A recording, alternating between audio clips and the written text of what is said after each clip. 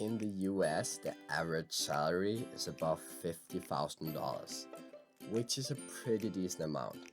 Still, a lot of people are struggling to keep their paycheck lasting the entire month, which is a situation you really should avoid. Hello guys and welcome back to the channel. If you haven't already, please remember to subscribe to my channel. It helps out a lot. In today's video, we'll be going through 6 money traps you should avoid. These 6 steps will help you on your way to financial success. It will give you some advice on how you're never going to struggle at the end of the month.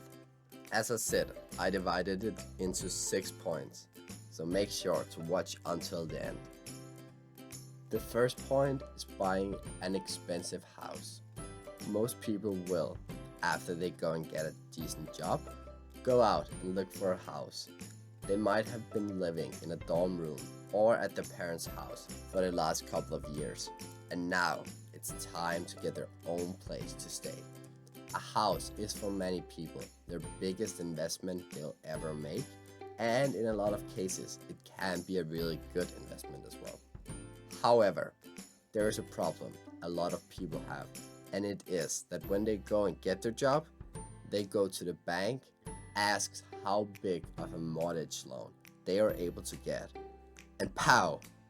That is what their new house should cost, or maybe even a little bit more, because they can probably get the bank to stretch their offer a little bit, or else they will be able to find the money somewhere else.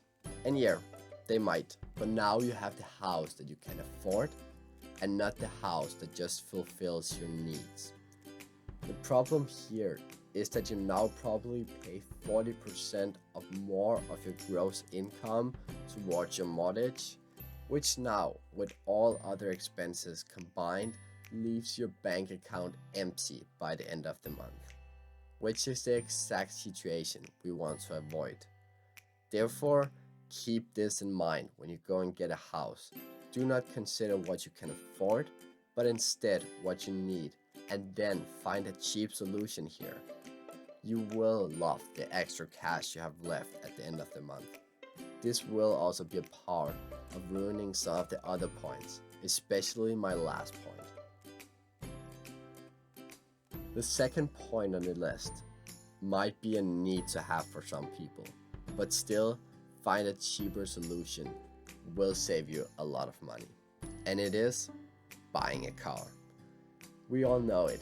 Now we got a good job, we bought our first house, and now we of course need a car, because that's what people do, right? Well, yeah, it is what most people do, but you don't have to be like most people.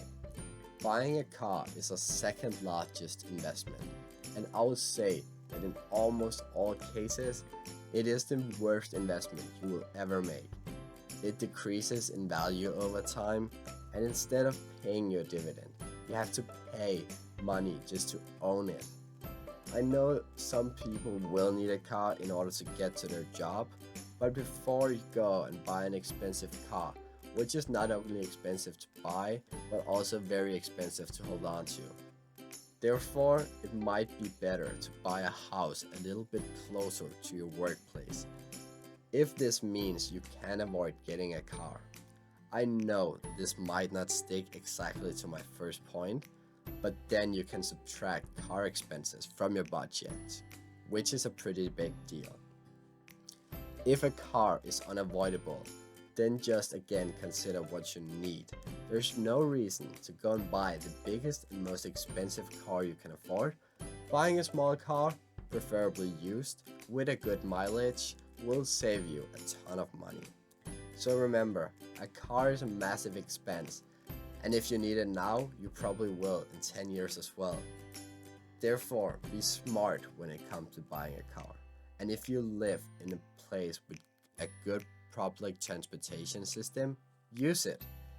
It actually isn't that bad to take the bus, and when you're sitting there, you can dream about how you're going to spend all the money it saves you. The third point most of you have probably heard about 1,000 times before, and it is to avoid credit card debt. You'll pay a really high interest rate on most credit cards. So remember, never buy something which you cannot afford, with a house as the only exception. Wait a couple of months with getting that new iPhone. It won't ruin your world, but buying it with a credit card might. Before we move on to the next point, please make sure to subscribe to the channel if you haven't already. And let me know in the comment section if you like these types of video about how to make the most out of your personal finance. And if you have any questions or topics you want me to make a video about, just let me know. If you do like this type of video, please make sure to hit the like button as well. The fourth point is actually really simple and can save you a lot of money. So what's not to like? And it is not keeping track of your expenses. You simply just have to make a budget, and that's it. Why do most people fail on this then? Well, because it isn't always that fun to see how you actually spend your money. The truth might be scary. If you're making a budget for the first time, it might take a while, but then afterwards, it's really easy. Go 12 months back and figure out how you have spent every penny. Then divide it into some overall points with your different expenses, and you almost for sure will be able to find some points where you can easily save some money. If you're putting money towards a subscription you only use once a month or something like that, just consider if you should cancel it maybe.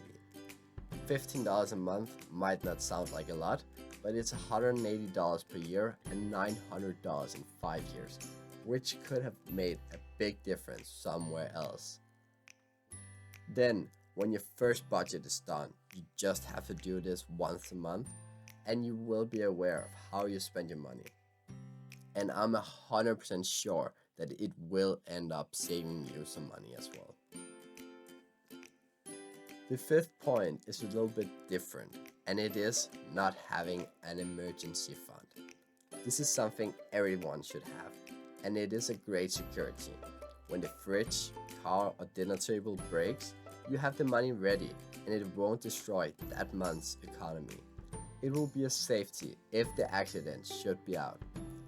And this is not a fund for buying that sweater on sale or going out for a fancy dinner simply because you feel like you deserved it. There is a big fat line under emergency. So how much do I recommend you have in an emergency fund? Well, often I would say about 3 monthly salaries. It should be enough to pay for most things to get repaired, and if you should lose your job, you don't have to sell your house and car straight away. It will give you some time without having to worry about the money straight away. Then when you spend some of these money on their account, make sure to get the money back as soon as possible. So my sixth point is a need, especially on this channel, of course, and it is not investing. I would say that everyone should be investing their money. You should try and save as much as you can from your paycheck and then invest that money. It can be done into the stock market, into bonds, or whatever you want to invest in, as long as you go and make your money work for you. I would recommend to invest at least 10% of your paycheck, but a higher number is even better. Just try and invest as much as possible. It will give you so much financial freedom in the future. That was 6 money mistakes to avoid. Let me know if you agree or disagree on some of these, and if I'm missing any points. I know that people are making a lot of financial mistakes, and we're all learning for as long as we live. But following some of these points will give you a great advantage over most people. Even just following some of these points could make you move up the financial ladder. I hope this will help you guys out and that you enjoyed my video. If you did, please make sure to like the video, and if you haven't already and stayed all the way until the end, why not just hit the subscribe button as well? Thank you guys. See you next time.